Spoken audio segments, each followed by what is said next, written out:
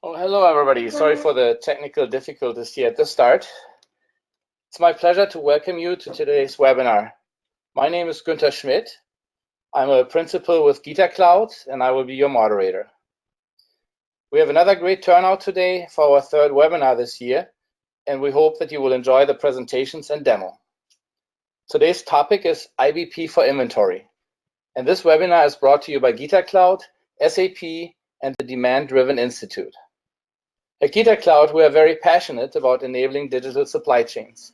We are proud to be delivering training and enabling the latest capabilities for our customers, always focused and committed to deliver measurable business results. Today's information is based on the current IBP 1805 release, and I'd like to extend my compliments to the team for the efforts to, again, showcase the very latest capabilities here today. DDMRP is a very interesting topic, and I'm very excited about it. So if you ever wondered about strategically placed decoupling points of inventory, you've come to the right place. A couple of housekeeping items before we jump in. All attendee microphones will stay muted for the entire webinar. The webinar will be recorded and we will send you a link. During the webinar, please submit your questions anytime. You can use the GoToWebinar questions section to ask questions, and the moderators will try to answer real time. If we can't get to it, we'll do a Q&A afterwards, and we also follow up one-on-one if there's questions that we're unable to cover here. Lastly, please complete the exit survey, which should automatically pop up when you're exiting the GoToMeeting session. Okay, we have a great panel for you today. It's my pleasure to welcome Beatrice Hulde. She is the solution owner for SAP IBP for inventory and part of the SCM solution management at SAP. Beatrice is a digital supply chain specialist with a focus on IBP.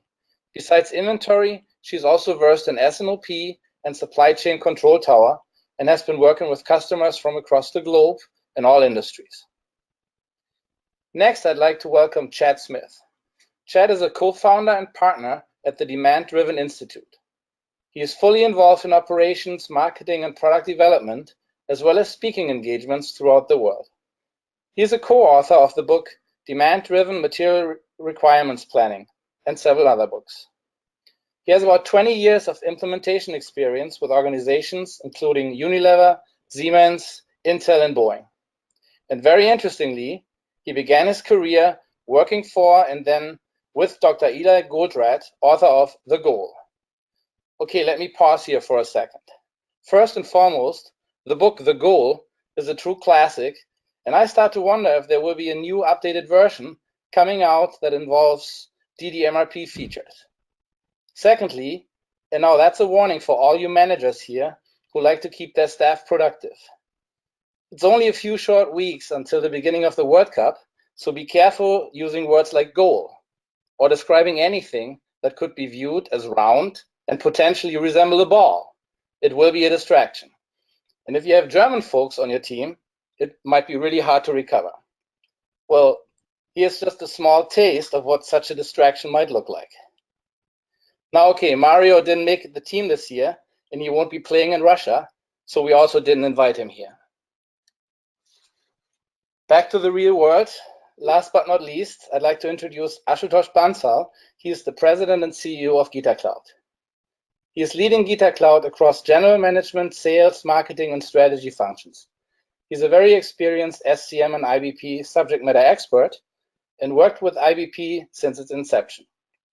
Ashutosh has led sales and delivery for multiple SCM IBP engagements globally. He has 25 years of SAP implementation experience and held leadership roles at PwC, IBM, and SAP. Ashutosh blogs actively on SCM IBP topics at LinkedIn with more than 12,000 followers. Okay, let me now quickly walk you through the agenda. We will first go to Beatrice for the IBP for inventory overview. Next, we will go to Chad, who will take us into the world of demand-driven MRP. Then Ashutosh will guide us through the IBP for inventory showcase. The wrap-up has a couple more slides before we will then open the floor for Q&A. Now it's my pleasure to hand over the baton So Beatrice, please go ahead. So thanks everyone for joining today's webinar on SAP Integrated Business Planning for Inventory. And as said, I'm going to walk you through the introduction, so the basis for IBP for inventory. So what problems are we actually solving with IBP for inventory? And I guess you all joining this webinar are well aware of those problems because you're joining this webinar. So it's really about facing business volatility. Today's world and supply chains are really, really complex, and you need to face within your companies increased supply chain risk. That is due to economic uncertainty, for example, escalating customer expectations, volatility on demand side as well as on the supply side. So how do you deal with that uncertainty, and how do you cater for that uncertainty?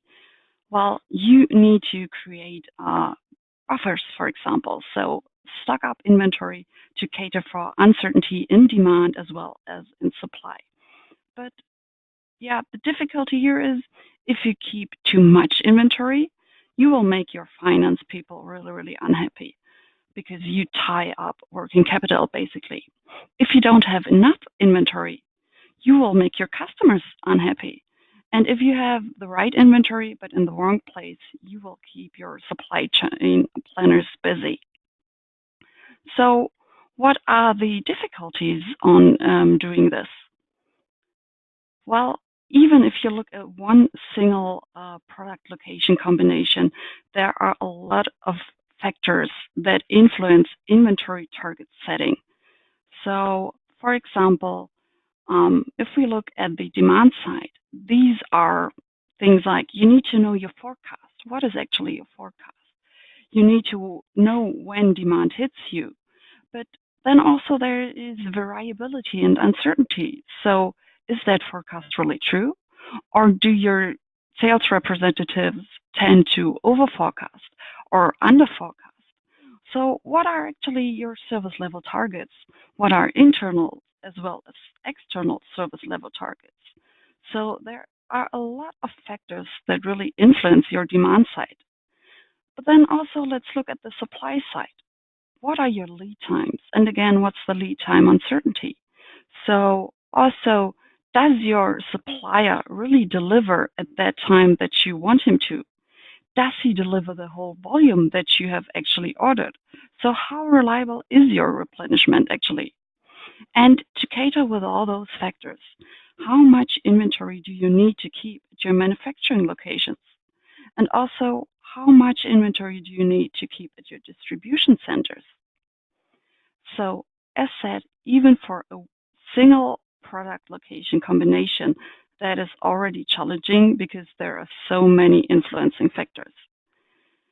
But now let's look at how your supply chain more likely is looking like. So you don't have like one single supplier and one single customer. You have a lot of them. And in many cases, supply chains look more like the picture that you now can see on the right-hand side and not a single location. So if you want to take into account all those different parameters and all the variability of those parameters, inventory target setting gets really, really challenging. So what can we do here for you? If you have ever dealt with inventory target setting, I guess you're well aware of this inventory to customer service level curve. So usually you have a trade-off between the target amount in inventory that you want to keep and customer service level. So the higher the customer service level that you want to reach, the higher the amount of inventory that you should keep to reach that service level.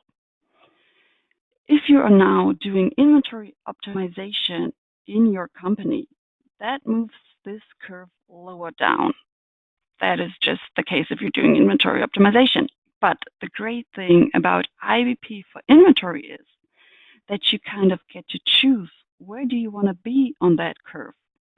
So, for example, do you only want to really lower your inventory positions because you want to free up cash, free up working capital? That's something you could do. But maybe you're also in a very competitive situation and you are facing high competitive pressure for certain products or product groups. So you really need to increase your customer service level. Then that's also something you can do, and you really get to choose where you want to be on that curve. So take a look at the image that is depicted on the right-hand side. This is the outcome of an inventory optimization run across different product groups. So a customer has ran the optimization, and now the tool is suggesting how much inventory to stock. So in most of the cases, the tool really suggests to decrease inventory target levels, but in some cases it also suggests higher inventory targets. So that is what we actually call the fix the mix of inventory, because inventory optimization is not only about reducing inventory, but really finding the right fix the mix. So let me tell you about another specialty around IBP for inventory. A lot of inventory optimization tools really only optimize the amount of inventory that you want to keep at your customer-facing DCs. So really only optimizing finished goods target inventory. IBP for inventory really does multi-echelon inventory optimization, so it goes across the whole network. So usually you have this trade-off between keeping finished goods to achieve a high customer service level or keeping raw materials or components to not stock up too much working capital, too much cash, and also be flexible throughout your supply chain on what you're really doing with those raw materials and components. IBP for inventory really optimizes the whole network simultaneously and tells you how much stock you need to keep in raw material, in components, in semi-finished products, and also on finished products. So really optimizing inventory target levels across your whole supply chain. Let me do a small excursus right here. So IBP for inventory, as the name suggests, really is part of our integrated business planning solution. That is really a platform that provides you with different capabilities around supply chain planning. So IBP is based on the SAP HANA platform and comes as a cloud solution. And it comes with different modules that support different processes throughout the supply chain planning. For example, we have Supply Chain Control Tower, which is about exception handling to really allow for management by exceptions, and then also business network collaboration, so integrating externals to your planning process. We have sales and operations planning that supports the strategical and tactical decision-making process. We do have a module for demand planning that also incorporates demand sensing, so short-term demand forecasting. And we have a module for response and supply management. Also, what we are talking about today, we have IBP for inventory.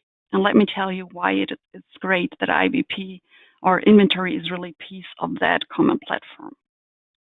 So IBP in general comes with some key functionalities and key capabilities.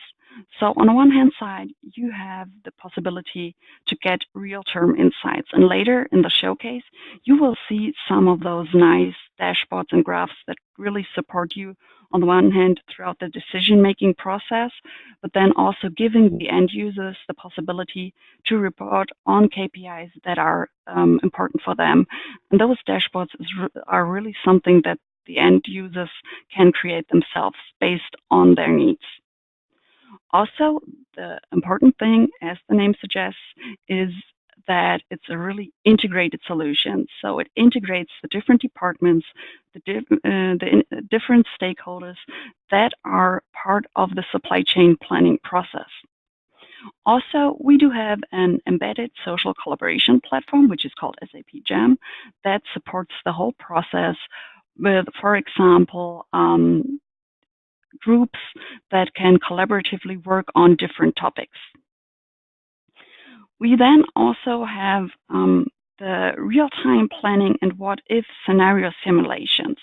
So IBP really offers quick and easy scenario creation so that users can create different scenarios, share them with other users, for example, to really compare them with each other and find out the best possible plan. Also, IBP offers different smart algorithms, including machine learning capabilities. And then a target capability for the whole IBP platform was that we really deliver simplified user experience. And that is really something that we also got as feedback from the actual users, that it's an easy to use platform.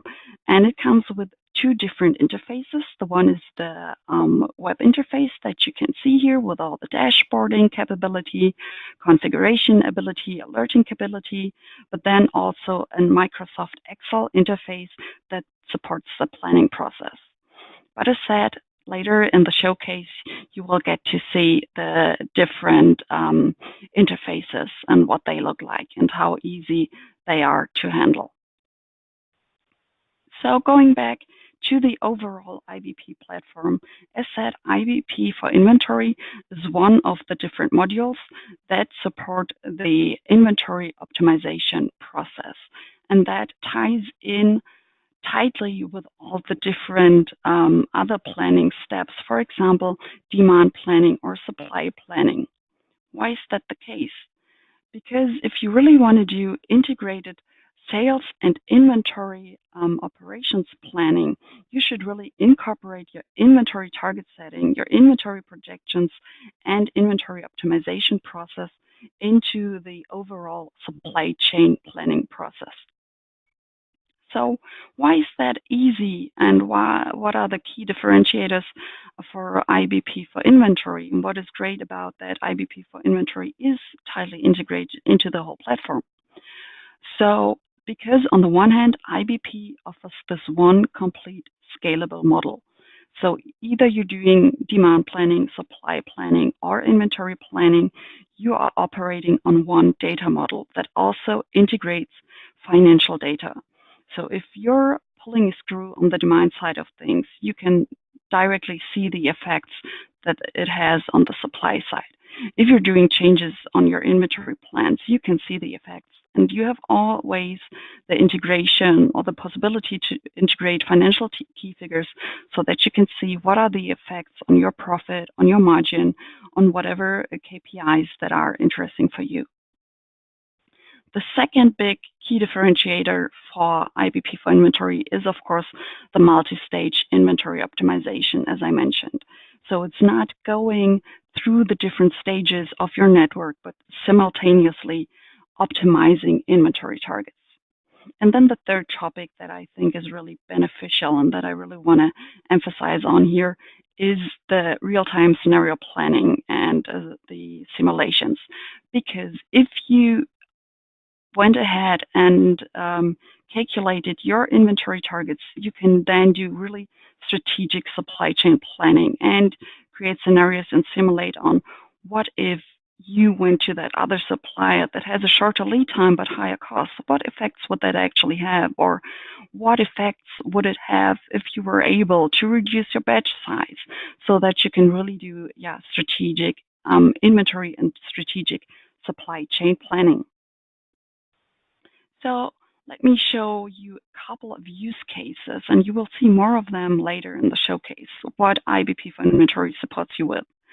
So seizing the dashboard functionality, you can, for example, visualize the inventory positioning in your network throughout GeoCharts or also our supply chain network visualization app. Then also you can seize the charts and graphs to examine the drivers of inventory. So taking a look at the deterministic part of your inventory target setting, what is actually causing your inventory targets? of course, you can do inventory optimization. And then, as mentioned, you can then do the what-if analysis to create different scenarios and compare them with each other. So lastly, as the last step of the introduction, let me show you a sample process flow. And again, you will see that later on in the showcase. So a usual sample process, what customers are doing with IBP for inventory is, at first, of course, they are putting up the inventory model. So modeling the products, the demand forecast, setting up the whole supply chain network, and then inputting the master data, cleansing it, reviewing it, and integrating it into the model. That can be, for example, done on a monthly frequency. Then the next step would, of course, be the optimization run. So running the forecast operator either on a multi-stage, or if you also want to do, of course, also single stage is possible, and having the output. You can run that daily, weekly, or monthly as you wish. And then in the last step, you can go ahead and finalize the inventory plan by approving and communicating the inventory targets that the tool has calculated. So that was the basic introduction of what IBP for inventory delivers. And with that, I'm going to hand over to Chad. I'm going to go ahead and get right into it. And I think before we can really understand what demand-driven MRP is, we have to first understand where MRP came from and what it is and what it isn't. Now, for those of you that are familiar with the history of MRP, it was first really articulated across the globe by this gentleman, Joe Orlicky, and he wrote a book in 1975 called Material Requirements Planning, The New Way of Life in Production and Inventory Management. Now, just because the book came out in 1975 doesn't mean that MRP was only around in 1975. In fact, MRP draws its roots way back into the mid to late 50s, where it was called BOMP, or Bill of Material Processor, and then it became MRP by 1965. Now, what MRP features are things like time-phase planning. You get your level-by-level BOM explosion, and then, of course, that creates your dependent demand planning. And one of the benefits that MRP was sold on were component synchronization. I mean, that's its primary purpose.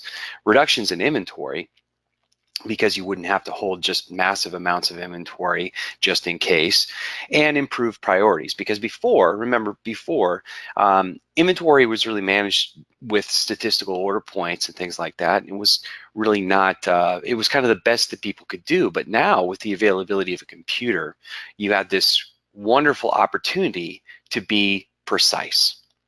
Now, one of the things that Joe says in the book, and one of the reasons that I took this to heart, because Carol Patak and myself, we actually authored the 3rd edition of this book. So I went back and I really read this first book to gain an appreciation about where Joe was at. And there were some like-minded people working with Joe, things like, people like Ollie White, George Plausill, Dick Ling, Dick Lilly. There are many, many people that were a part of this MRP kind of revolution.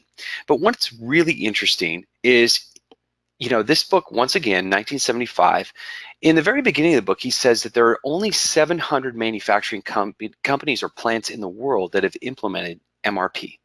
So in 1975, there's only 700 essentially installs of MRP, and you have to remember the vast majority of these MRP systems are located in the United States.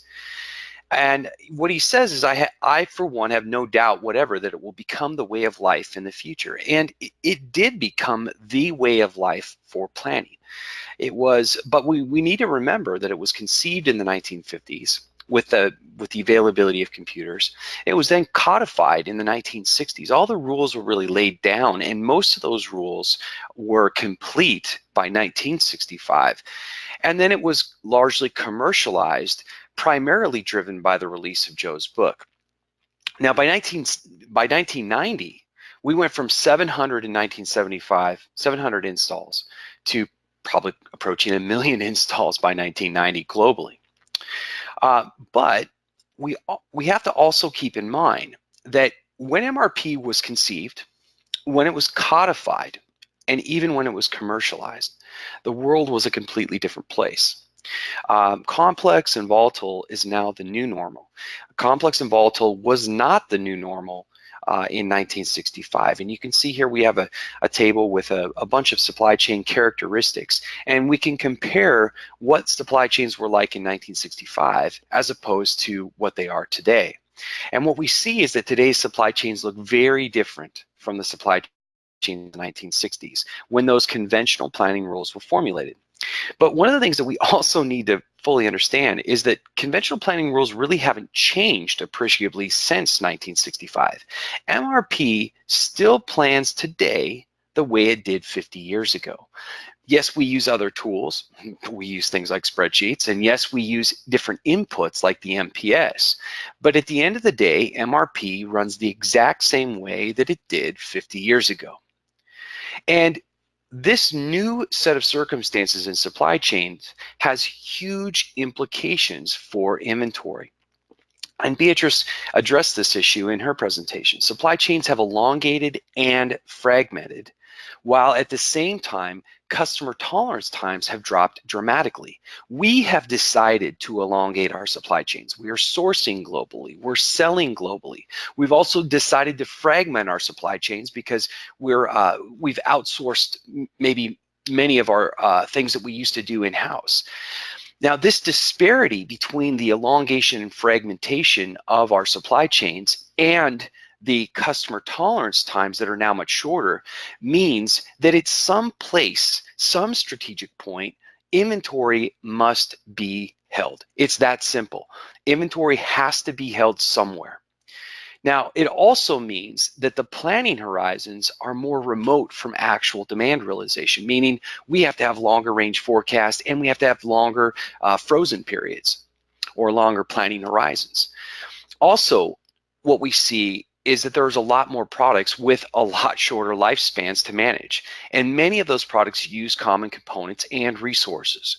And this means that managing stock positions effectively is going to be a must for effective capital and resource management. And I would even say for even survival. This also means that detailed item level forecasting is going to be or has gotten much more difficult. And there's always 3 rules of forecasting. I don't care how advanced your algorithms are, these 3 rules of forecasting still are the key. They start out wrong. Every forecast starts out wrong.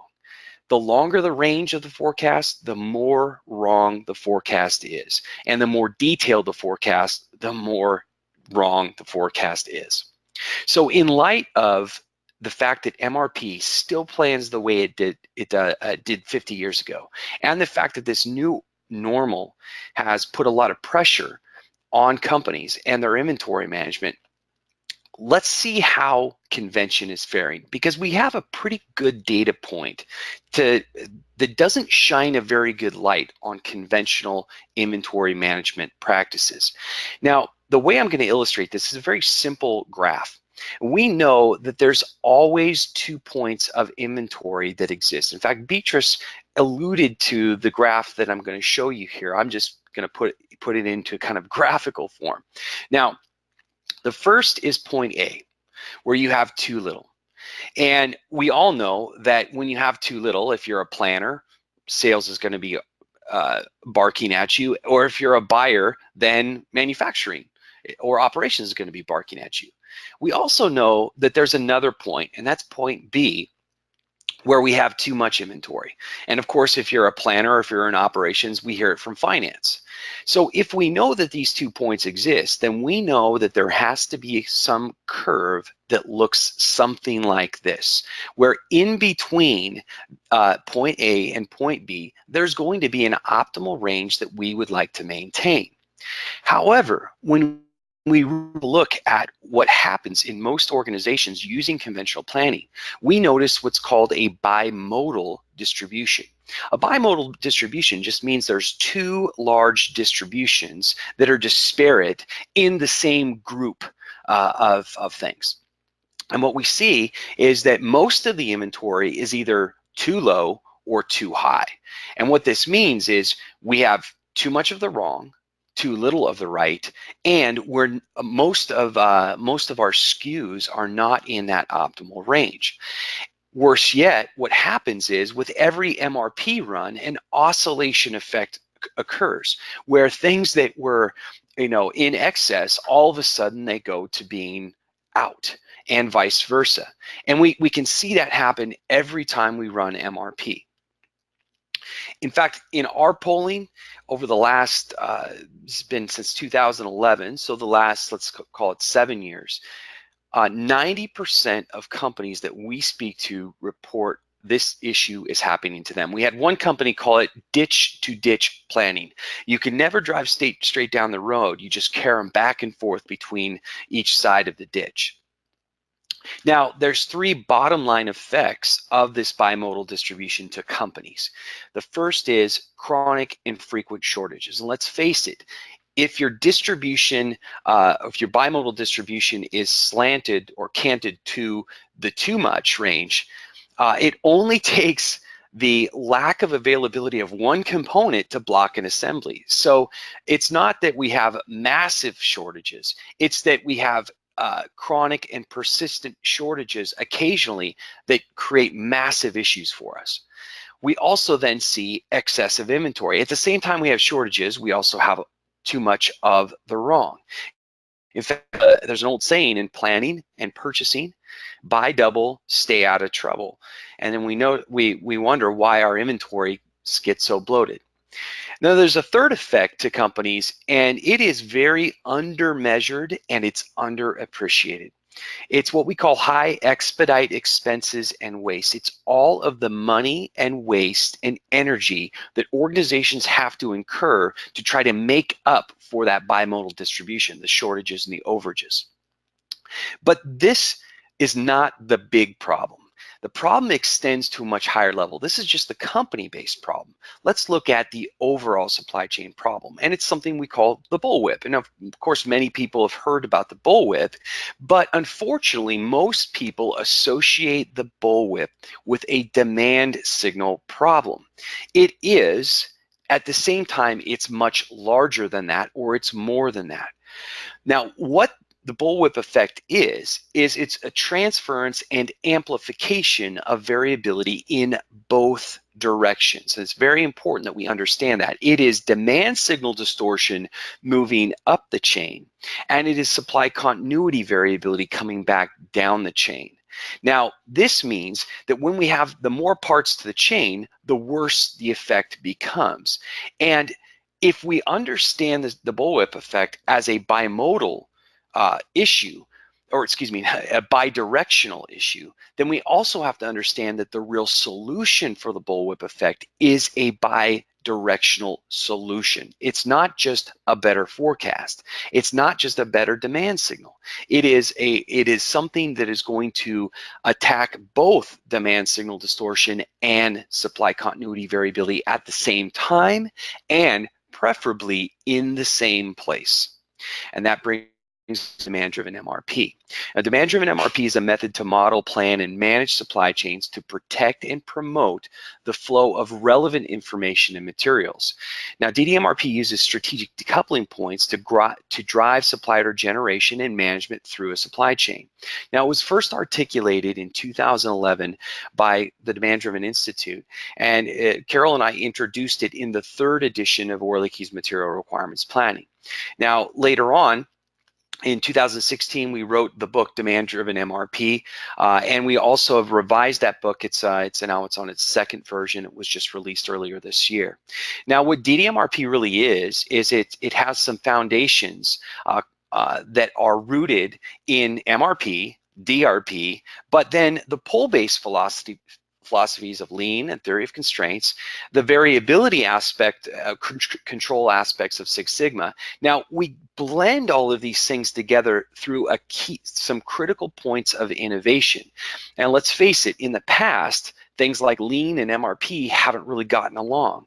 Lean and TOC haven't even gotten along.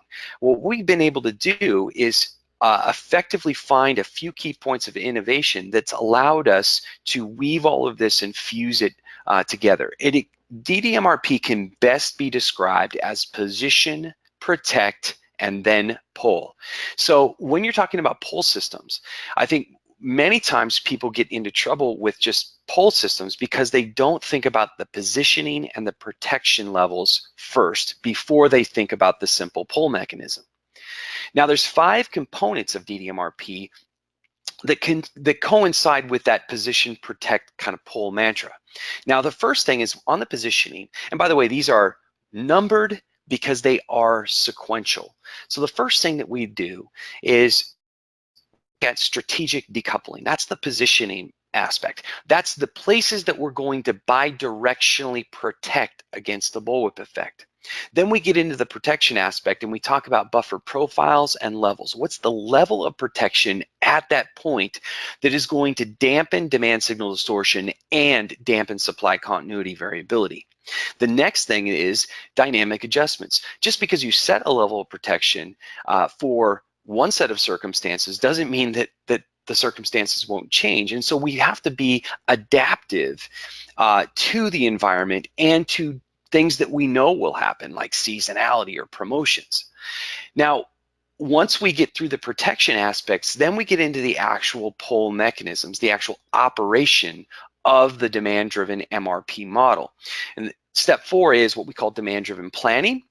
And step 5 is what we call visible and collaborative execution. I want to make it very clear that in DDMRP, we carefully separate planning and execution. Planning for us is simply the process of generating supply orders. And execution in DDMRP is then the management of open supply orders through the model.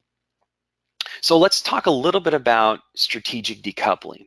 What we're really doing is we're placing these decoupling points of inventory within the product structure or the supply chains. And what this does is it stops the transfer and amplification of variability in both directions where it matters most.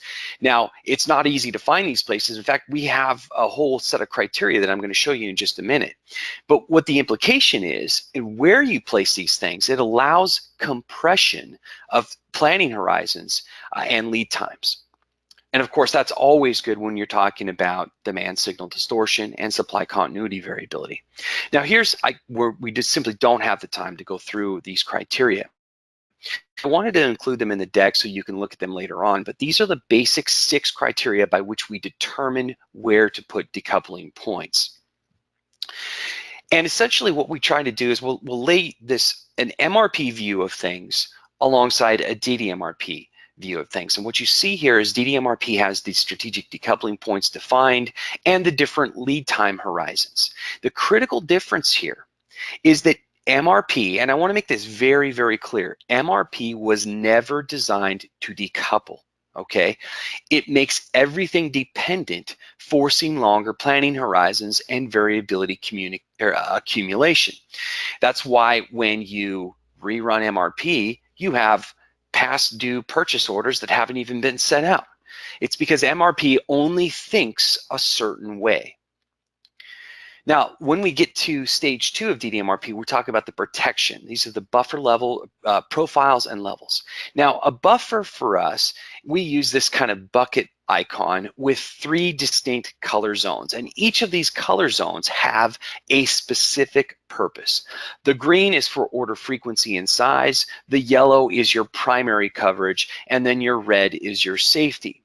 Now, what we do is we put the parts that are chosen for decoupling, we put them into families or what we call profiles. And these are just like parts or like items that behave kind of similarly according to lead time or variability or their item type. So for instance, here we have a purchased item with a long lead time category and a high variability category. Then what we do is once we've assigned the profile, then we bring in the actual individual part traits. So you see here, this part has a lead time of 21 days, a minimum order quantity of 3 It's not a distributed part, so we don't tag it with the location. And then an average daily usage of 17. Now we combine these properties, and what we get is a unique zone and buffer level for each part. We see here we have 300 for the green zone, yellow is 357, and red is 233. Now it's important to note that the top of the green zone is simply your order up to level. Your average inventory position will be much lower.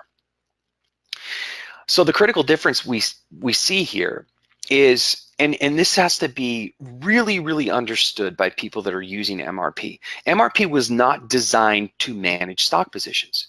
It was designed to be the perfect make to order calculator. That's why MRP nets you to zero, but DDMRP, a very big distinction, DDMRP never nets to zero. And don't be fooled by safety stock. Okay, safety stock was basically forcibly grafted onto MRP because people understood almost instantly that it was impossible to be precisely perfect. All right, in fact, MRP is precisely wrong all the time. Now, what safety stock mechanisms do, unfortunately, is they often exacerbate the bullwhip effect, because what happens if your projected available balance goes one below safety stock? You kick out an order at full minimum order quantity, and you typically expedite it. Now, the best way we could describe safety stock is a series of fire extinguishers, when what industry really needs is a series of strategic firewalls. Now, that brings us to our third mechanism, the dynamic adjustments. Now, there's basically two types of adjustments in DDMRP. One is what we call a recalculated adjustment, that simply is kind of automated. It flexes the buffers up and down based upon changes in usage. Then we also have our demand adjustment factors, or what we also call planned adjustment factors. And these are intentional manipulations of the buffer levels in advance of things like a large promotion or a seasonal issue, because we know that things are going to happen. So we're going to make a manipulation of the buffer in order to absorb it. The critical difference here, that most conventional safety stock and order point systems are static, they're not dynamic. Now, let's get to planning. It starts with DDMRP, it starts with a more relevant demand signal. Now, conventional MPS and MRP planning is basically revolved completely around a forecast. We commit capacity, cash, space directly to a forecast signal. What DDMRP does is says, wait a minute, we've got decoupling points, we've got protection. What we're going to do is we're going to actually run our demand input to qualified sales orders or qualified dependent demand orders only. And those dependent demand orders would be related to a sales order at a higher level. Now, the critical difference here is that a sales order is highly accurate, a planned order is highly inaccurate. Let's face it, we know that basically a sales order is as good as an uncashed check, while a forecasted order is something that we generate internally. It's not coming from a customer, it's what we think and or hope they want to buy. Now, this continues on in planning with DDMRP to a more relevant supply order generation equation. So we use a different demand input, and now we use something that's called the net flow equation against these decoupling buffers. Now, the net flow equation answers four critical questions that every planner cares about. Number one, what is coming to me? Number two, what do I have? Number three, what demand do I need to fulfill immediately? And of course, number four, what future demand is relevant? And what happens is this net flow equation is run every day for every position. And the net flow equation is very simple. It's on hand plus on order minus my qualified sales order demand. This creates a net flow position. When that net flow position is in yellow or below, we issue a supply order up to the top of the green zone. That determines the quantity ordered. Now, what's interesting with this net flow equation is that we have what we use decoupled explosion, which is essentially dependence within independence. So the strategic decoupling points define the independent points, but we still have dependence between the independent points. That's why it is called demand-driven MRP. We still have aspects of MRP, but we're augmenting those aspects by placing the decoupling points and strategically managing those decoupling points. If you look at this, where we've boxed out here, DDMRP and MRP behave exactly the same in this box, but throughout the product structure, they behave much differently. Now, finally, let's get to execution. Now, what execution does in DDMRP is all about it's all about managing those open supply orders.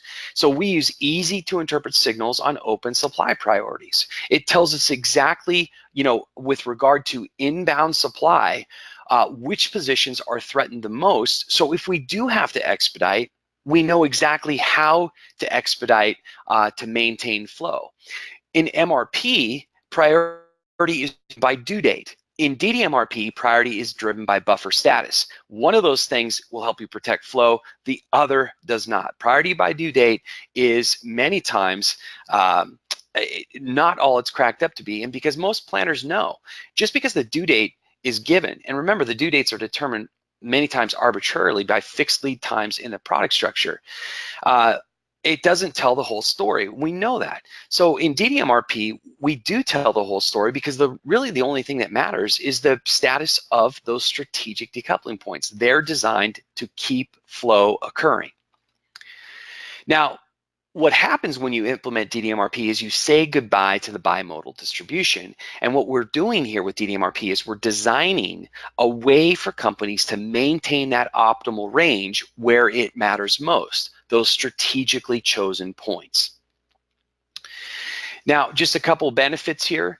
This has been proven. We have dozens of case studies on our website across a wide array of industry. We have it broken down by industry, but you consistently see fill rates or on-time performance in the high 90s. We see massive lead time compression that the customer experiences in excess of 80% in many cases. And Beatrice had an excellent point. It's not about inventory reduction, it's about right sizing inventory. But because all of the inefficiencies in MRP, what we typically see is about 30 to 45%. And what we're really going for is the lowest total supply chain cost, and what planners find is that DDMRP is very easy and intuitive.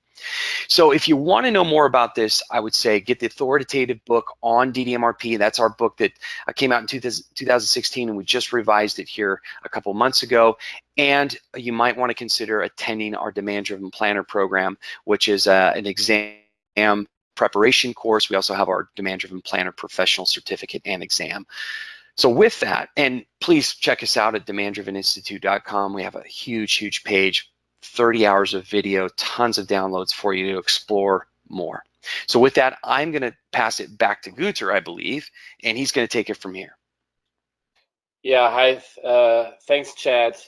Very interesting stuff, and I've lived through this for a long time, and I can clearly see the benefits. Hello, everyone. This is Ashutosh Bansal. Welcome to this webinar. Let me walk you through the inventory showcase flow in terms of the topics we're looking to cover today. We have a packed agenda that I'm looking to cover in the next 35 minutes or so. We will walk you through the supply network that we put together just for this webinar, all the master data that is going in with it. So you have a sense of the data model and the product relationships, the customer sets that you're looking at. We will next go into a forecast error calculation process using a standard app within IBP, so you understand how to generate error based on individual lag forecasts, calculate and cap bias, look for intermittency, and so on. Next, we will go into a multi-echelon inventory optimization run, show you how the operator takes all the input variabilities into account to generate recommended safety stock. And then we will go into inventory plan analysis dashboards to understand the safety stock drivers, for example, or all the inventory components other than safety stock, things like pipeline or cycle stock and so on.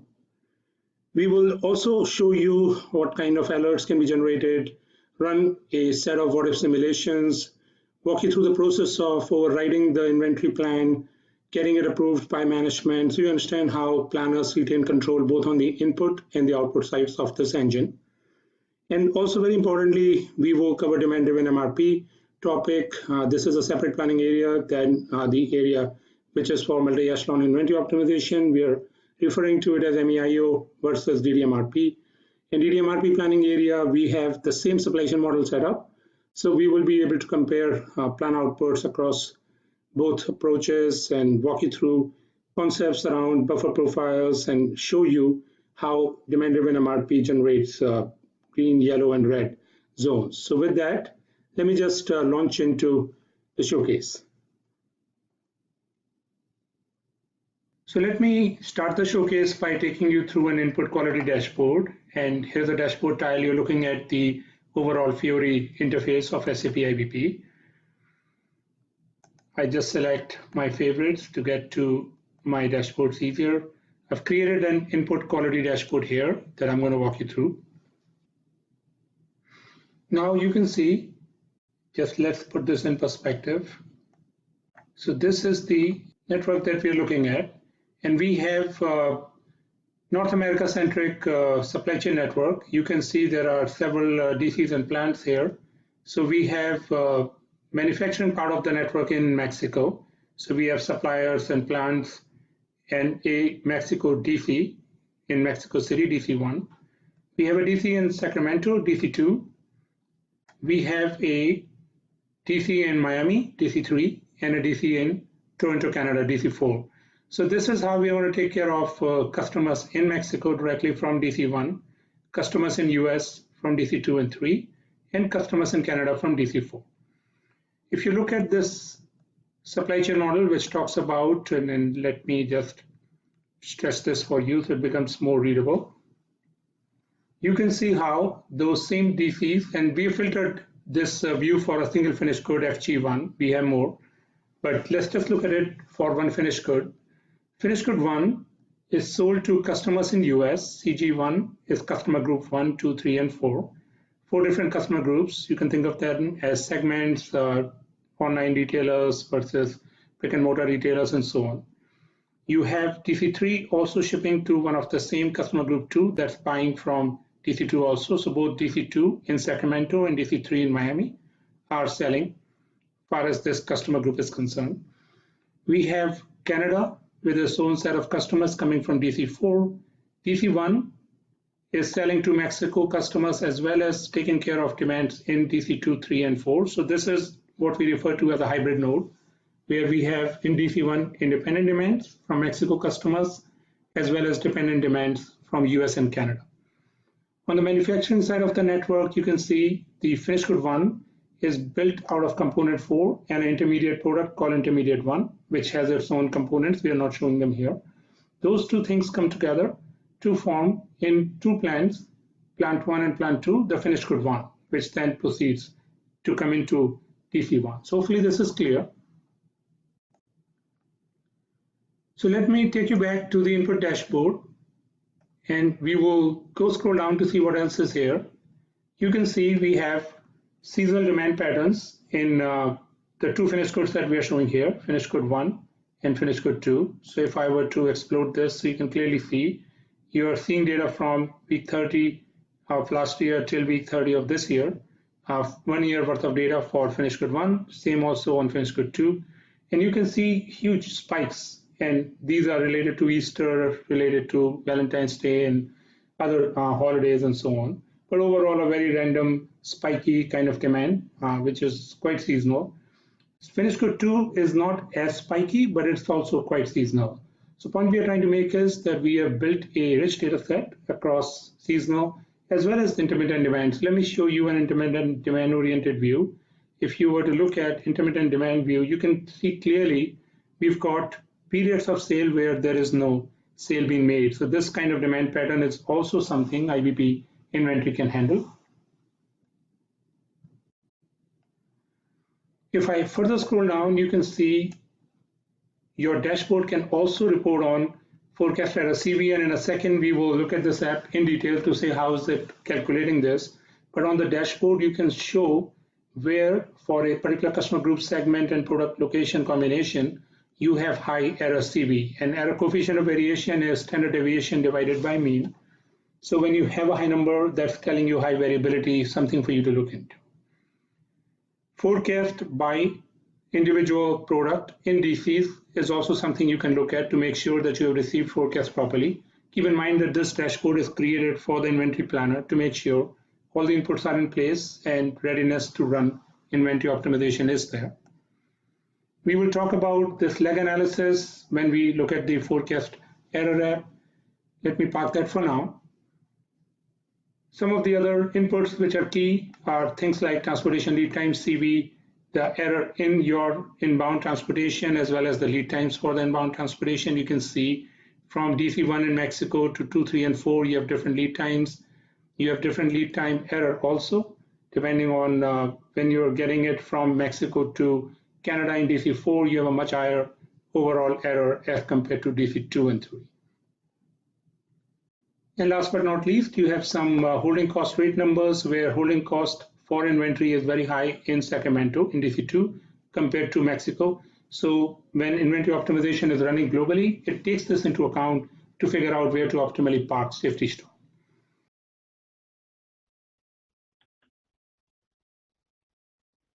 So as I mentioned while walking through the input quality dashboard that there is a lag analysis and forecast error app. So let's go through that now. What you do is you click on the Manage Forecast Error Calculations app to go in. You can see for GPI NV, the planning area we're using, we have defined a profile here. So let's click on that. Now, let me just edit so I can show you some of the other parameters that go in. So of course, you get to specify which key figures storing the forecast and actuals and so on. The historical horizon is important in calculating error measures. And for example, I could just choose this to be, instead of 104, just 52 weeks, and you can see the horizon comes down to just 52, or if from an offset perspective, for whatever reason, we did not want to take the last 8 weeks into account, you can see how it's kind of reduced those last 8 weeks out of the overall 104 weeks of history that we have. Let's reset these back to the values that we had before. So if we scroll down, you can see we're using from an error measure perspective, coefficient of variation CV. This is your standard deviation divided by mean over the historical horizon.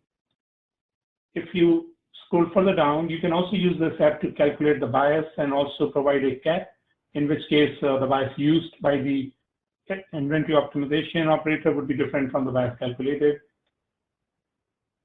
You can also define caps on the CV to say no more than 2.5 value of the CV is to be taken.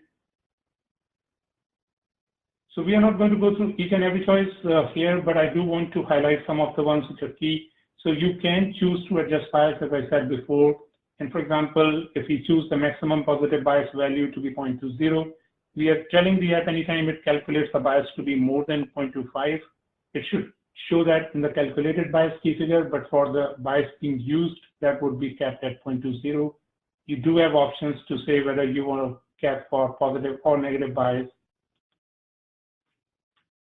And let me now take you through the picture I was showing you before, the lag analysis, and then we will go see this in Excel. So we have loaded individual lag 1, lag 2, lag 3 forecasts and compared them against sales. So you can see how these are moving. You can see how the individuals, and you can, for example, look at any one area and start zooming in to see exactly how these things are trending. And this allows you to see how all the individual forecasts for lag 1, 2, and 3 have been moving along. In this case, we see that they're largely moving in sync, and it seems like a good pattern, but sometimes you will see a crisscross happening. So all of this gets fed into calculating lag specific CV error by the forecast error operator. And based on that, you can then average those error lags and use the forecast error CV in the inventory optimization operator. So let me just show you in Excel how this all comes together.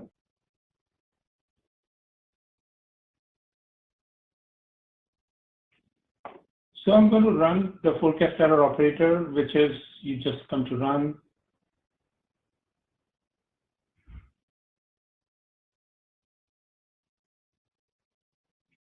So we'll run the intermittent demand one that I've shown you before on the base version.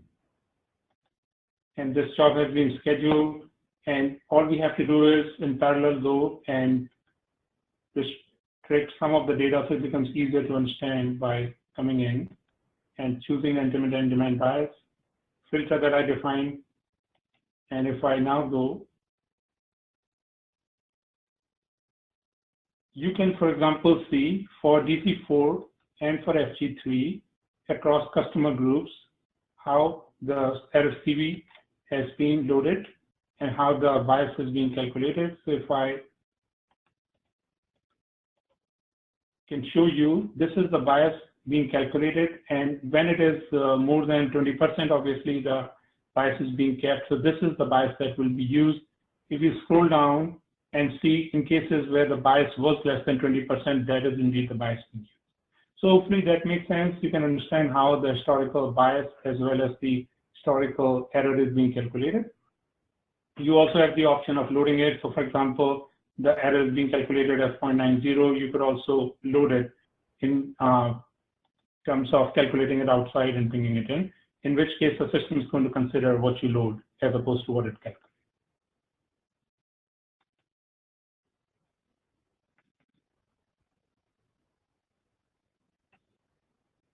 So now that we have seen the forecast error rate and we are familiar with the supply chain model, let's actually go through and run the global inventory optimization operator and some of the follow-on operators around calculating inventory target components, calculating loss demand, etc. I want you to see that we have only filtered out, and then we are going to do this only for DC2 and FG1, but the operator would run globally. We'll see it only for that combination and all the 4 customer groups that buy from that Sacramento DC, the finished good one. So right now you can see recommended safety stock and IO safety stock in days is blank. I'm going to go and run a job that allows me to, and just so you understand how this is done, if you search on application jobs, you will see there's a tile for application jobs. You click on that. Click on the plus sign to get a job started. I have defined this as GP inventory consolidated run, so that's the one I'm going to choose. And now if you scroll down and see there are 3 steps that are combined in this consolidated run, and we can see what those individual 3 steps are. The operator happens to be different in each step. So you can see it's operator 1003, 0003 for global multi-stage inventory optimization. And then if you notice, calculate target inventory components is 6, loss demand is 4, and 6 and 4 are the ones being used in step 2 and step 3 respectively. So I'm just going to go ahead and schedule this job. And this helps me. I could have also in Excel gone here. If I go back to the IBP view, I could have just gone here and run. And when you're running it, you do get the option. So when you're running it, you do get the option of choosing whether you want to run global, and then you have to come back and do calculated target inventory components, and then come back and do loss demand if that's what you want to see. And this just consolidated in the back end allows you to get through all of that. But the option exists to do it in Excel. So given I just ran the job, let's just see, refresh the data and see if this is going to now show me recommended safety stock. As you can see that now it's showing me the stock that it has calculated and number of days that that translates to from a demand coverage perspective. Now this is fairly intuitive. What I want to do is also show you the impact individual input parameters have on the output that you're getting, which is the safety stock. So for example, I can change things like transportation lead time or period between replenishment or target service level. So we will just start out saving all of these changes in a scenario.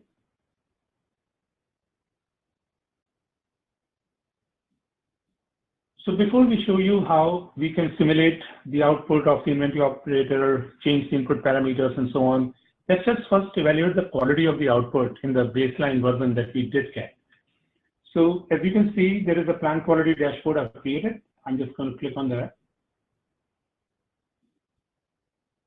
And once this loads, just to make this easier, let me go one by one. So you can see this is safety stock analysis. What we're saying is for 3 finished goods, that's G1, 2, and 3, we want to understand how the overall safety stock, which is shown as the blue pillar here, is broken out by the individual. And you can see the demand variability, which is 71, the supply variability, which is 6, and the service variability, which is 21. So those 3 values. And this is a way to understand that when you're looking at a safety stock, large part of that safety stock is because of forecast error, not because of your transportation lead time or production lead time error. This number is less when you're looking at FG2, so that tells you FG2 is doing better overall forecasting performance-wise. And this is just a way to understand the drivers behind your safety stock. Let me take another one here. This is the inventory component analysis. So along with safety stock, which is in green, you're also looking at how much pipeline stock, which is inventory in transit or in process, and how much cycle stock, which is to cover the demand between 2 periods of replenishment. And this is another neat way to understand product by product.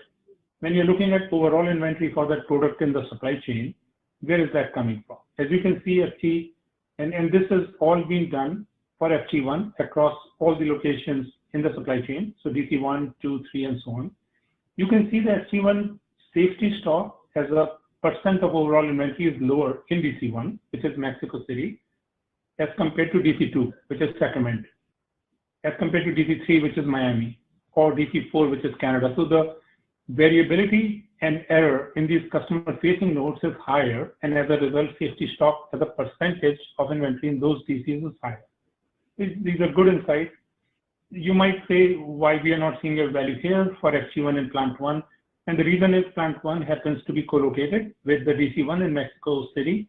And we have set the stock type to be a non-stocking node for FG1. So it's not going to store any inventory. Once the plant makes finished good 1, it immediately moves it to the DC1. So that's why there's no inventory for FG1 in plant 1. FG1 in plant 2 is an interesting story. Also, you can see that it's got a cycle stock in terms of whatever it's making, but there is no safety stock. The plant's not required to carry any safety stock. It's relying on the DC1 to manage all that safety stock. So this is another insight into how both your safety stock drivers are and how individual inventory buckets are. If you go further down, you can see a cost view of it. So if we are looking at safety stock value in dollar terms, this allows me to see how that safety stock investment is by location. And this is across all finished goods. We are looking at it for a given week only, but this allows you to see that you're carrying way more safety stock overall from a dollar perspective in your DC4, which is Canada, Toronto DC, as compared to some of the others. And this is a direct result of the intermittent demand pattern that we've seen in Canada, and also the delays from sending from Mexico City into Toronto. This is another take, inventory safety stock investment by product, and this allows you to see the same picture, but this time by product. So you can also see across my entire supply chain how much safety stock is invested for FG1 versus 2. And if you see problem products, that's when you start drilling down and saying, why have I got so much for FG3, what's going on?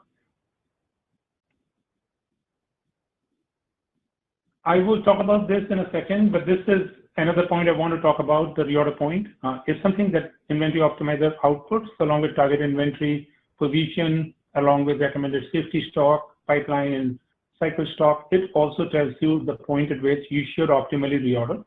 You can also have, it's easier shown here, you can also have views where you say, okay, if I have a minimum and a maximum safety stock days guideline, and that is set as 10 days for minimum and 60 for maximum, you're now saying across individual finished good locations and across, so across finished goods and across locations, where do I have cases where my safety days is higher than the norm, which is the maximum. So these are places to look for to say the demand variability is definitely out of control here. We have 85 days of safety stock sitting, and in some other cases. So let me show you how the safety stock days related alert that we were seeing in the dashboard. You can also see it as a proper alert coming out to you. So if you notice, we are seeing a 85-day picture, 85 days against the maximum 60, and several other alerts exist. Go to monitor customer alerts. And this monitor custom alerts, I can then scroll down and I see I've defined a inventory safety stock days related alert. And if I scroll down, if you see DC4 FT3, 7 alerts happen to be there across different weeks. So 7 of the weeks starting from week 21 and some of the weeks, there has been a problem with the maximum 60. And you can see right here that value of 85 that we were seeing on the dashboard is also captured in the alert. So obviously there is a further detail behind this to say how do you set this up, how do you subscribe and all of that. We can cover all that today. Let me just take you back now to the simulations of the output by changing the inputs in the Excel UI.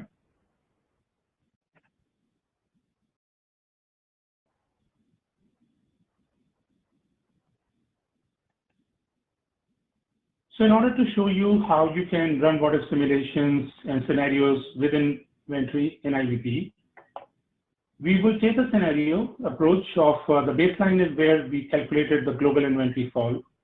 We are going to play with the transportation CV values and see what the impact is. So right now, as you can see, there are 3 scenarios I have: lower transportation CV, higher, and baseline. Obviously, there are no answers for recommended safety stock in those 2 scenarios because we haven't run it yet.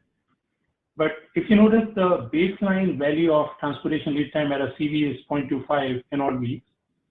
I'm going to take a scenario where I say, what if I was able to get a better alternative transportation option where the CV reduces significantly to 0.1. And flip side, what if I go with another provider where the CV is very high, but I pay much lower and I will pay with a very high value of CV 0.9. And let me just stretch this value across all the buckets. And the last one is a total or an average, so I'm not touching that. But now that I have this, I'm just going to save data. And I'm going to then run the inventory optimization.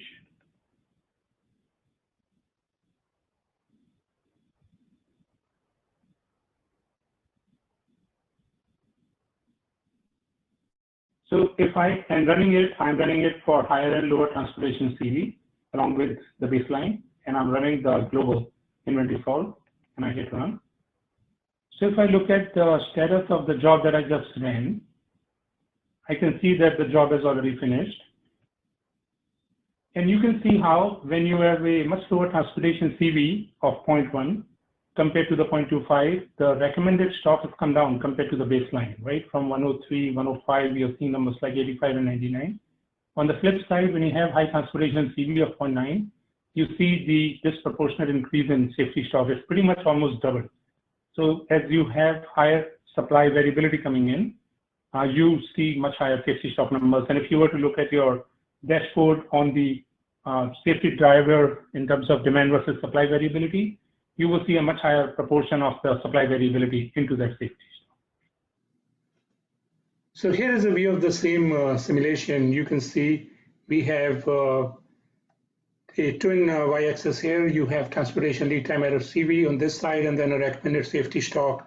So you're seeing the safety stock values in sync with the high CV. So when, and these are, you're seeing these things in 3 individual weeks. So if you just focus on one, week 21, which is the current week, you can clearly see how the safety stock recommended is in sync with the high transportation error CV in terms of the lead time error.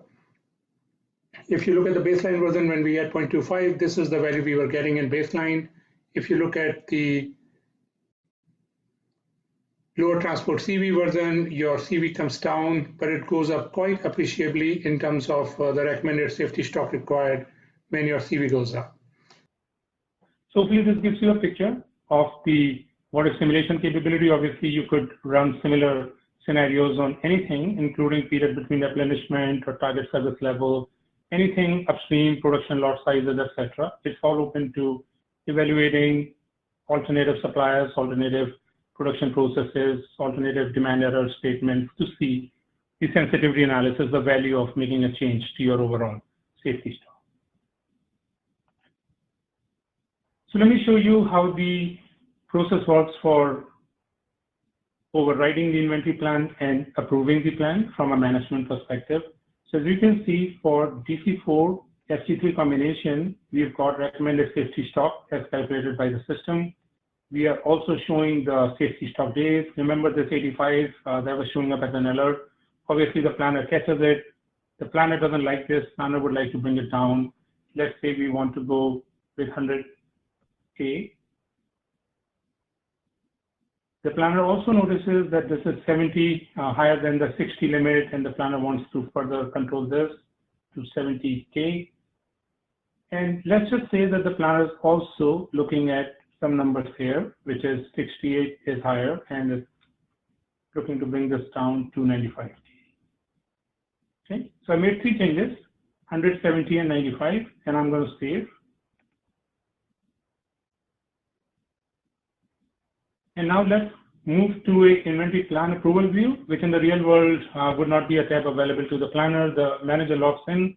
They will have this tab. They will have these additional key figures, inventory manager, override approval, and alert. And you can notice how when I made changes through this flag, I'm able to highlight the manager's attention and say, here is where you see the planner has made some changes. Those things have come across in your key figure as well. But if you don't approve, so for example, I might say I'm okay with these two, but I am not comfortable with this particular change. I could go back and take the original recommended safety stock and go ahead and make the save. So in the end, we could set up a process where what's in the inventory manager override approval is going into the final recommended safety stock. So you can see when the manager approved the changes proposed by the planner, it is the changes the planner said here.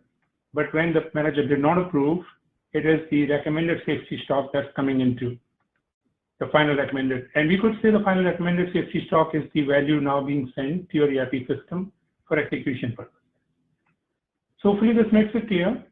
So we are going to go to the DDMRP planning area and see how, for the same exact supply chain network and master data set, what kind of recommendations for safety stock do we get from the DDMRP side.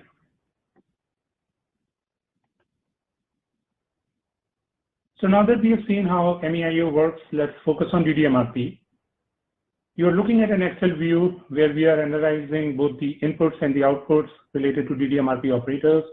We pull the data at a location product level, so you can see DC2, SG2.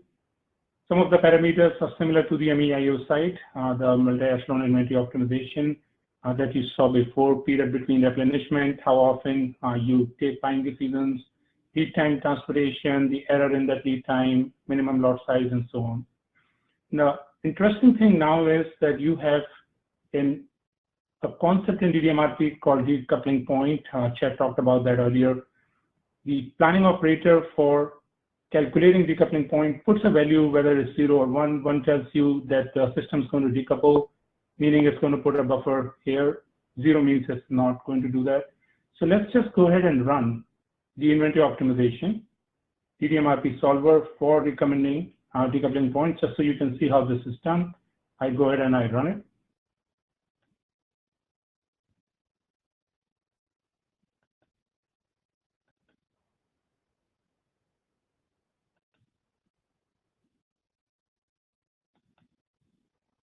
And if I look at it now, it's finished. So I will refresh the data. And given I just ran it, nothing should change, but hopefully this gives you a sense of it's a live system. And based on the decoupling decision, it's calculating decouple lead time, how much the lead time will be. And because of the 2-week lead time from DC1 to ship it to DC2, it's come up with 2-week lead time.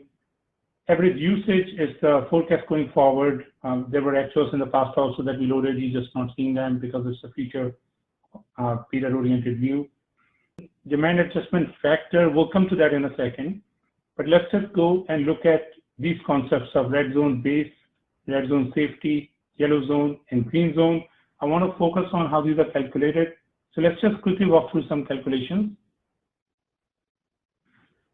I'm not going to go through all these calculations, but hopefully this allows you to see all the inputs that are going in, all the outputs in terms of how the red zone base and safety and yellow zone and green zone are calculated based on propagated average daily usage, which is the forward-looking demand, and the decoupled lead time that the system's calculated.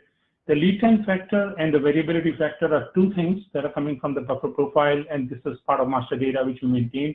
So you're essentially saying for high variability or high lead time or low variability and high lead time, what kind of factors do you want to assign which increase or decrease the size of these zones?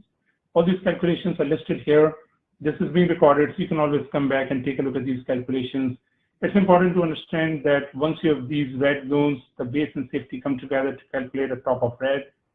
Yellow zone is added to that top of red to get to a top of yellow, and so on to top of green.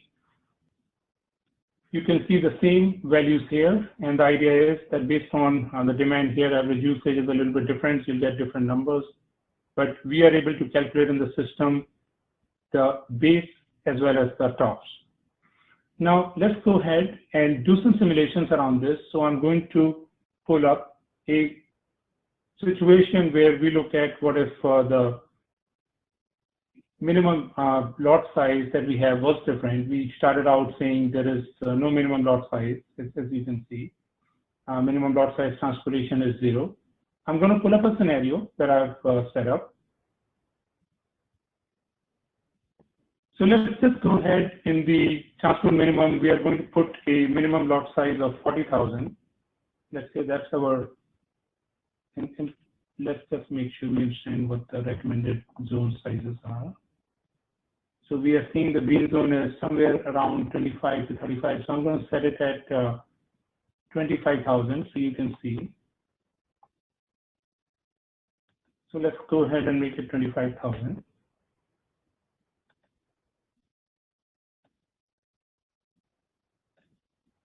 And notice I'm only doing this for the transport minimum scenario, not in the baseline. So I'm going to save this. And I'm going to go ahead and run the operator one more time. I'm going to this time also run it on the transport minimum scenario along with the baseline. In fact, the baseline is already there. So in the speed of things, just only run it on the transport minimum.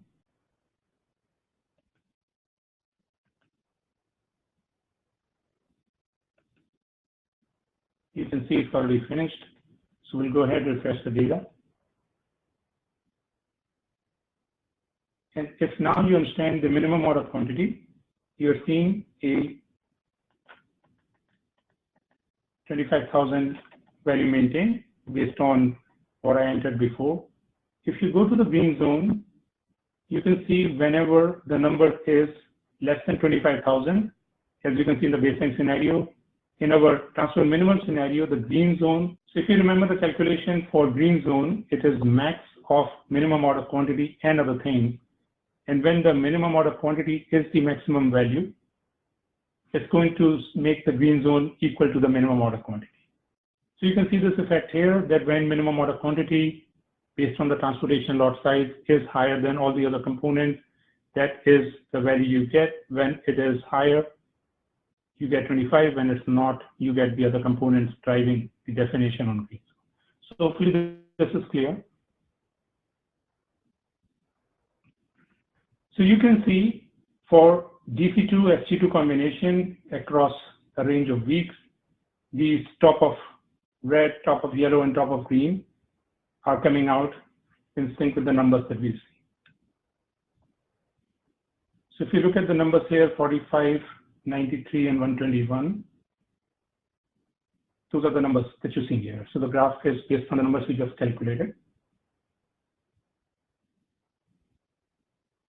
So we've also loaded the DDMRP outputs into the MEIO oriented in planning area just to see how the two recommendations compare against each other, and they're not apples to apples strictly, but we compare target inventory position that the multi-echelon inventory optimization side is solved for, which is recommended safety stock plus pipeline plus cycle, and compared with the top of green zone that we got from DDMRP. And you're seeing this analysis done across 3 weeks, week 22, 23, and 24. And this is for all the 4 DCs, DC 1, 2, 3, and 4, and only for finished good 2. So we have, as you can see, pretty identical numbers in most of the cases, but in some cases you can see also the differences are pretty stark.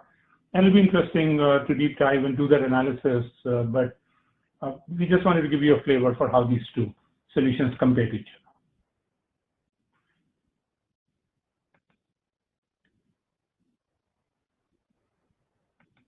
So this is all I had for the inventory showcase. Hopefully you enjoyed it. I'm going to give it back. Yes, thank you. So a quick look at the roadmap. So as SAP launches a new release of IBP each and every quarter, we also publish a roadmap each and every quarter, and you can always find the plans for the upcoming 3 releases, but of course this is subject to change. But here I'm going to give you a quick outlook on what the current roadmap looks like. So we have 2 main topics that we're targeting on. The one is inventory optimization. So yeah, the topic of the usual multi-stage inventory optimization that I have introduced, but then also, of course, the topic of DDMRP. So these are the main 2 focus streams that we're targeting for the upcoming releases. And you can find different topics here. For example, in our last release that has recently been launched, we also introduced normal distribution in addition to the gamma distribution that was available as a standard before. We have added some functionality around DDMRP, for example, operators around the critical path to get some indicators around that, and also we have introduced decoupling point reasons to help the users understand the decoupling points. And throughout the next releases, we will add more functionality around that. For example, introduce a new Fiori app around scenarios, or adding functionality around the Fiori app, but also adding new functionality always around the traditional topic of inventory optimization. For example, introducing time-varying cyclical sourcing, or so-called loops. And yeah, as you can see, we have a quite extensive and interesting roadmap. But for the sake of time, just here mentioned the kind of highlights. And with that, I would actually like to hand back to Chad to open for the last couple of minutes the Q&A session. Yeah, so before we go into the questions, I just have a couple of slides. Let me cover those quickly. And this hopefully has been a good use of everyone's time. Hope you like the presentations from Beatrice and Chad, and also the showcase. As you can imagine, there is a lot of functionality here. We only covered merely the surface of it. There are a lot of scenarios. You can see some of those here on this slide. How to set things up and how to go forward, ramping up on this application platform if you are interested. We do have a learning platform as well as boot camps that we routinely execute. So feel free to go to learning.gitacloud.com, and you can see some of the recent boot camp recordings and other content that is available for your consumption. Also, we are executing a set of boot camps around IBP in India and in US in SAP offices. So if you're interested, if you're in those locations, go to gitacloud.com/events for a full event calendar. With that, I would like to open it up for questions. Günther, over to you. Sure, and I want to start with the first question that came up a couple of times, and that's about the role of forecasting when running DDMRP. So the main question has been, is there still a need for forecasting? What's the role of forecasting? Well, this is Chad Smith. There absolutely is still a role for forecasting. And don't let anybody tell you that demand-driven has nothing to do with forecasting. The key for us is where forecasting, what role that really is. And for us, we completely decouple forecast from actual supply order generation, from the supply order generation kind of mechanism itself. Instead, what we use forecasting for is to set the levels, but we allow then the net flow equation to actually determine actual capacity and space and cash commitments, that come in the form of supply orders. So there's and forecasting is going to be important for the tactical range that then helps to configure the buffer levels. Okay, great. A follow-on question to this: what metrics are available so you can determine your level of success for the planner, and how does it now kind of change the view of the forecast error that most people have looked at before? Yeah, I think the whole idea of measuring forecast error really, it significantly goes away.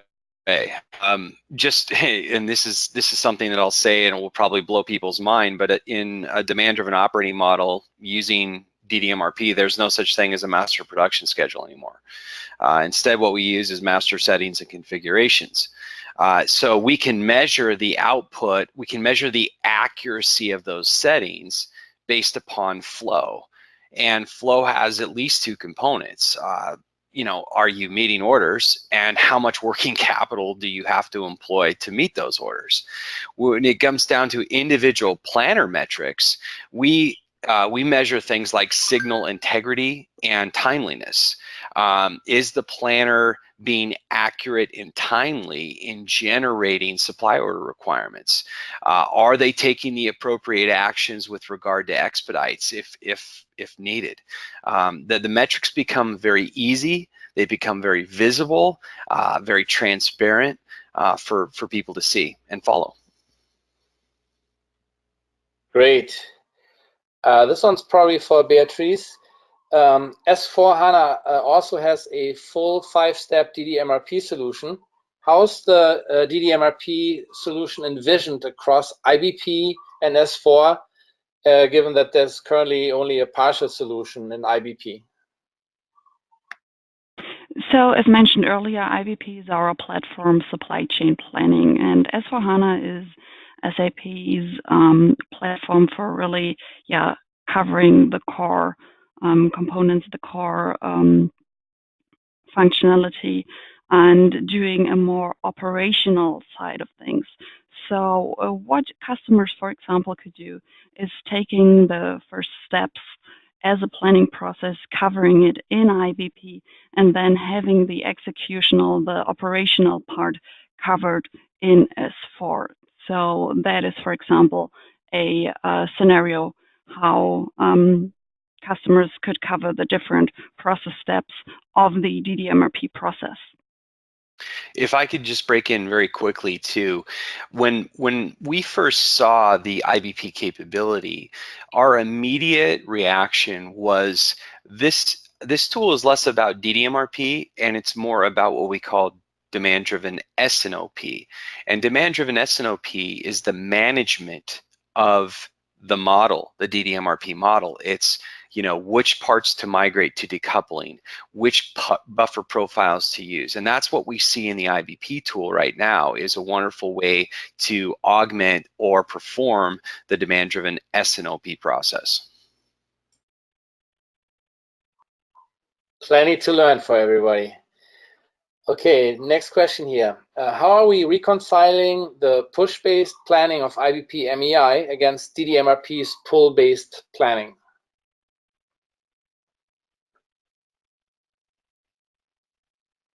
And I'm not sure who's supposed to answer that, but I think Beatrice might have to take that one. Okay, I guess that was mentioned earlier. We do have different planning models for the different planning processes. So customers can determine which products or product groups they want to plan based on which method. But I'll also let Ash comment on that one. Yeah, so as Beatrice said, there is a different planning area right now for DDMRP.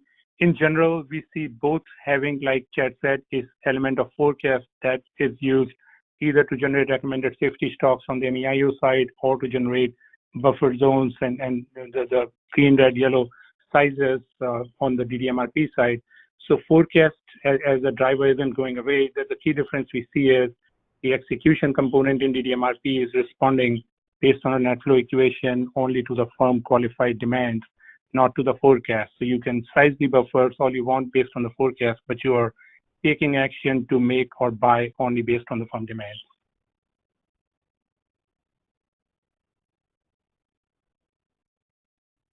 Right. I hope that covers it. Next question here, that's probably for Chad. What kind of hard benefits have you seen DDMRP deliver? Well, as we mentioned, as I mentioned earlier, we typically see very high levels of service. I mean, ultimately, the DDMRP, I think early on it got pigeonholed or understood to be an inventory solution or an inventory reduction initiative. It isn't. It's a flow initiative, and it really all is about service. But the manner in which we enable flow then does allow for typically lower levels of inventory. So, I mean, in terms of actual numbers, like I said, we have dozens of case studies, videos and things like that done by the actual companies that did it. But typically we're seeing, high 90s service levels with less total working capital, and significant reductions in expedite related expenses. So that would be reductions in fast freight or premium freight, reductions in less than load, reductions in overtime, and expedites from suppliers. Great, thank you. All right, so we're already a couple minutes over. I'd like to thank everybody, all the presenters, the team that put together the content, and all attendees. And I'd like to end with just one question, and it's a very important question to me. Who do you think is going to win the World Cup? What do you think, Beatrice? Germany, of course. Yeah, I'm not I'll just say something really easy. Not the United States. What was the name of that country? I'm kidding. Ash, what do you say? Well, I understand the defending champions and all that, but I would say, of course, Germany is, if you look at the odds, pretty at the top. I would watch out for Spain as well as Brazil in this one. But let's see if the game's begin. I think Brazil has a real grudge, and I think they're going to come through this time. All right. Thanks again, everybody. This closes it for today. Thanks for attending, and see you next time. Thank you.